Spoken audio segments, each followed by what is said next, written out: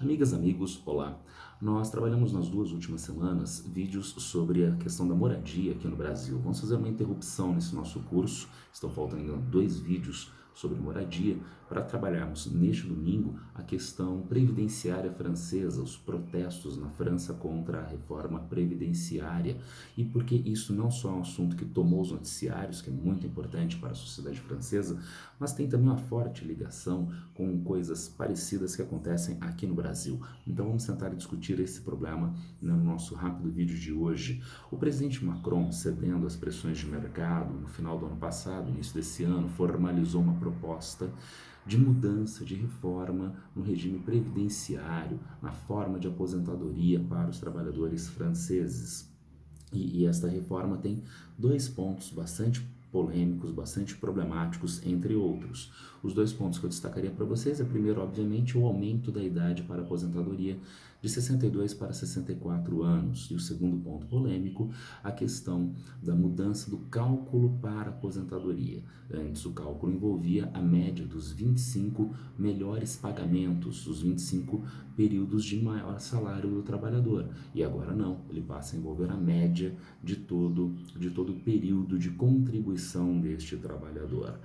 São medidas muito polêmicas, a gente vai reforçar isto. Agora, como o presidente Macron conseguiria aprovar estas medidas se ele perdeu maioria na Assembleia Nacional na última eleição parlamentar? Vamos tocar nesse ponto.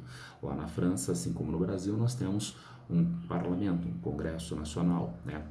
No parlamento, no caso francês, que é bicameral como o brasileiro, né? Nós temos uma Câmara Baixa aqui no Brasil, que é chamada Câmara dos Deputados, e lá na França é chamada de Assembleia Nacional. E uma Câmara Alta, aqui no Brasil e na França, denominada Senado. Na última eleição parlamentar, o presidente Macron perdeu a maioria na Câmara Baixa, na Assembleia Nacional. Então, provavelmente, ele não conseguiria passar uma mudança previdenciária no parlamento sem maioria na Assembleia Nacional. E por isso, o presidente Macron utilizou mais uma vez um dispositivo constitucional na França, o artigo 49.3, é o quarto parágrafo do artigo 49, que dá ao presidente a possibilidade de o seu primeiro-ministro apresentar um projeto de lei ao parlamento sem a aprovação da Assembleia Nacional. Vai direto para o Senado. Não é tão simples de se aprovar isto. Ou talvez seja, tá certo? Não é tão simples por quê? Porque passando por cima da Assembleia Nacional, se a Assembleia Nacional acha essencial ela votar, ela debater aquele projeto, a Assembleia pode apresentar e votar uma moção de censura contra o projeto do presidente, do primeiro-ministro. Essa moção tem que ser apresentada em 24 horas. E se essa moção for aprovada, o projeto precisa passar pela apreciação da Assembleia Nacional. E além disto, o primeiro-ministro e todo o grupo de ministros, né, todo o dito gabinete, o grupo de ministros, cai. Então ele precisa ser renovado, o primeiro-ministro e todos os demais ministros. É bastante problemático, portanto. Entretanto, nós já tivemos 16 presidentes desde 1958, vigência da atual Constituição, que utilizaram esse dispositivo, o artigo 49.3. E nunca houve sucesso em uma moção de censura. Então dá para passar. É impopular, mas dá para passar. O presidente Macron já fez isto 12 vezes e fez agora numa 13ª vez. Então ele já fez isto recorrentemente, né? E agora novamente ele fez e conseguiu aprovação. Houve, na verdade, duas moções de censura que não foram aprovadas na Assembleia Geral. O projeto foi para o Senado e foi aprovado, foi feita a reforma da Previdência. E, gente, por que esta reforma é problemática? Ela é problemática por aquela lógica neoliberal que mostra como a economia é política. É economia política porque trata-se da maneira através da qual a produção de riquezas que é feita por todos é repartida, com alguns grupos que têm mais poder se apropriando de mais recursos. Por exemplo, a ideia de aumento da idade para aposentadoria. Essa ideia é uma ideia, assim, aparentemente óbvia. Então, aumentou a expectativa de vida, então você paulatinamente, né, periodicamente aumenta a idade para a aposentadoria. Mas é uma noção burra, é uma noção falseadora da realidade, porque trabalha com médias. Será que todos os trabalhadores têm a mesma expectativa de vida? É claro que não. Os trabalhadores que têm rendimentos mais elevados têm, em média, expectativa de vida maior. Os trabalhadores com rendimentos mais baixos, os que mais precisam de recursos previdenciários, entre outros dispositivos de seguridade social, estes têm uma expectativa de vida menor e, portanto, vai se aposentar e num intervalo curto de tempo, né, vem a óbito. Então, trata-se de um dispositivo injusto para os trabalhadores mais pobres.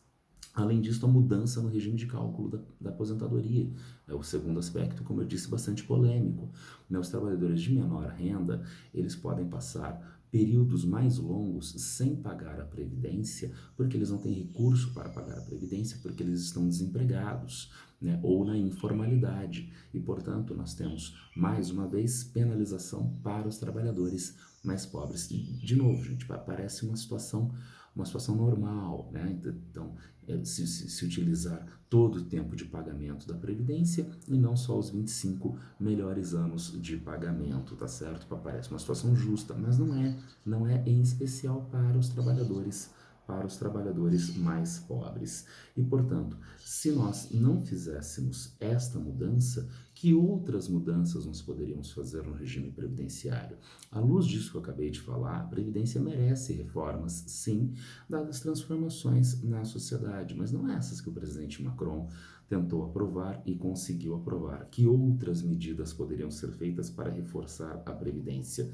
Vejam, se há um déficit previdenciário, a medida deveria ser aumentar, reforçar o fundo previdenciário, mas não onerando o trabalhador idoso e mais pobre, onerando, né, quem tem mais na sociedade. Então, aumentar o imposto sobre grandes fortunas, aumentar a tributação sobre lucros e dividendos das empresas, né, nas aplicações especulativas, né, e, portanto, não onerando os setores que são mais vulneráveis da sociedade. Mais reforma trabalhista, com uma regulamentação do trabalho mais rigorosa, que faça com que o aporte do trabalho aos fundos previdenciários seja mais regularizado, tá certo? E ainda flexibilização da idade, que eu acabei de dizer, colocar então uma régua geral de idade de aposentadoria, 62 anos subindo para 64 anos. Não, dependendo do salário do trabalhador, ele pode ter uma idade maior ou uma idade menor de aposentadoria, tá certo? Essas seriam medidas bem-vindas de reforma previdenciária na França. E vejam como a gente tem a situação diametralmente oposta, tá certo? Essas medidas que eu citei agora tornariam a previdência mais justa para os trabalhadores mais pobres, que mais precisam da previdência, mas não foi isto que o presidente Macron conseguiu aprovar. Ele conseguiu aprovar uma reforma previdenciária que beneficia o setor financeiro, onerando mais os trabalhadores mais pobres. Reforço, isto mostra que se trata de uma questão de economia política, a maneira através da qual é repartida a riqueza que é produzida, e no caso da sociedade francesa, a sociedade brasileira, na reforma previdenciária, com histórico ônus aos trabalhadores mais pobres. Insisto agora nisto, no Brasil também, essas medidas que eu falei seriam medidas válidas também para o Brasil, mas para o Brasil com pelo menos mais duas peculiaridades que mostram o ônus ao trabalhador mais pobre. A gente tem no Brasil o pagamento da Previdência realizado a partir do pagamento para a formação de um fundo previdenciário, tá legal? A partir das contribuições dos trabalhadores e dos empregadores. Então, quem contrata o trabalhador paga para a Previdência para o trabalhador se aposentar. E um pedaço do salário do trabalhador também. Agora, atenção, isso só vale para o trabalho formal. O trabalhador informal não paga por força de lei a previdência, tá certo? E ele não tem um empregador, porque ele é trabalhador informal, tá certo? Então ele não paga por força de lei. Ele até pode pagar. Então eu tenho uma atividade, eu sou profissional liberal, tá certo? E eu pago, né, como um profissional liberal, a previdência, mas não necessariamente, e em especial trabalhadores de menor renda, de menor escolarização, tá certo? Mas O trabalhador ele pode ficar longos períodos desempregado e, portanto, ele não paga a previdência. Isso é palpável aqui no Brasil. A gente tem esse dado, gente, que eu tirei do Tribunal de Contas da União e vale para até o ano de 2021. Vejam que no que diz respeito à receita previdenciária urbana e à despesa previdenciária urbana, a gente tem uma tendência declinante das receitas previdenciárias urbanas, principalmente a partir de 2017, e com uma inversão entre receita e despesa. O que aconteceu em 2017? Aconteceu a formalização de um processo que já vinha se desenrolando nos últimos anos no Brasil, aumento da informalidade do trabalho. E em 2017, o presidente Temer, depois do golpe de Estado, aprovou uma reforma trabalhista que dá uma nebulosidade muito grande para a questão da formalidade do trabalho, dando margem, portanto, para o aumento da informalidade do trabalho aqui no Brasil. Como resultado, isto vai onerar a Previdência. E daí qual é a resposta que o setor financeiro e a dita grande imprensa dão para isto? Precisamos aumentar a idade de aposentadoria. Veja, você tem uma medida, reforma trabalhista, que aumenta a informalidade do trabalho, isto é, onera, vulnerabiliza o mais fraco, que é o trabalhador. Depois disso, a Previdência recebe menos recursos e vem mais uma medida, reforma previdenciária, aumentando a idade para a aposentadoria, novamente onerando o trabalhador. Mas aqui no Brasil nós temos um outro aspecto também que é bastante peculiar. Vejam, eu tirei isso do site da CNN Brasil, agora no começo do ano, 17 de janeiro de 2023, e portanto trata-se do orçamento para este ano de 2023, o orçamento do atual governo federal, o orçamento do governo Lula, tá legal? Tá dizendo aí, ó, do total orçamentário, 2,039 trilhões de reais referem-se ao orçamento fiscal. Mas o que é orçamento fiscal? O orçamento fiscal é referente aos fundos, órgãos, entidades de administração direta, indireta, fundações instituídas e mantidas pelo poder público. Então, para estes gastos estão separados este ano 2,039 trilhões de reais. Mas nós temos o orçamento de Seguridade Social. De quanto é o orçamento de seguridade? O que é o orçamento de Seguridade Social? Ele envolve saúde, assistência social e previdência social, tá certo? E esse orçamento para este ano é de 1,152 trilhões de reais, tá certo? Agora vejam o último dado que eu acho que salta aos olhos. Nós temos o refinanciamento da dívida. Para refinanciar a dívida, o governo separou mais de 2 trilhões de reais. Então a gente tem quase o dobro para pagar a dívida do governo do que para previdência, assistência social e saúde. Então isso aponta para o quê? Aquele velho debate de auditoria da dívida. Eu acho interessante isto. Os setores que são conservadores, reacionários na sociedade dizem que não, a dívida pública não tem que se discutir, está tudo certinho, etc, etc. Se está tudo certinho, por que não se fazer uma auditoria? Daí a gente comprova que está tudo certinho. Então, os setores que demandam, esses setores chatos que demandam a auditoria da dívida, calariam a boca definitivamente, porque a dívida está certinha.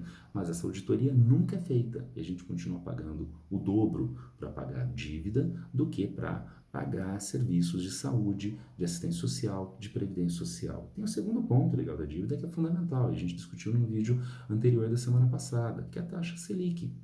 Quando a taxa Selic está elevada, quando a taxa Selic é aumentada, o governo paga valores mais elevados para rolar a sua dívida.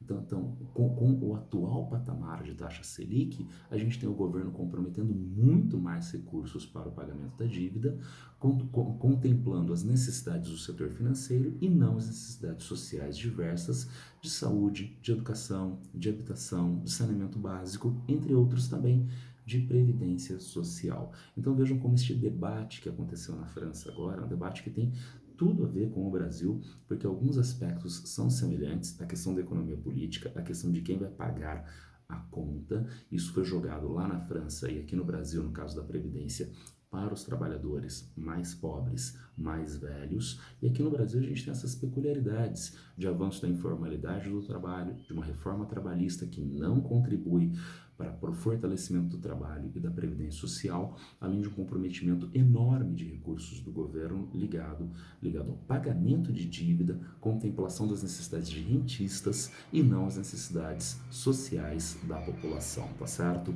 Bem, esse é um assunto bastante polêmico, né? Envolve aspectos em relações internacionais, né? Peculiaridades na França, suas semelhanças e diferenças em relação aqui ao Brasil. Se alguém tiver alguma dúvida, alguma crítica, já sabe, é só me encontrar a qualquer tempo nas redes sociais. Abraço a todas e todos e boa sorte.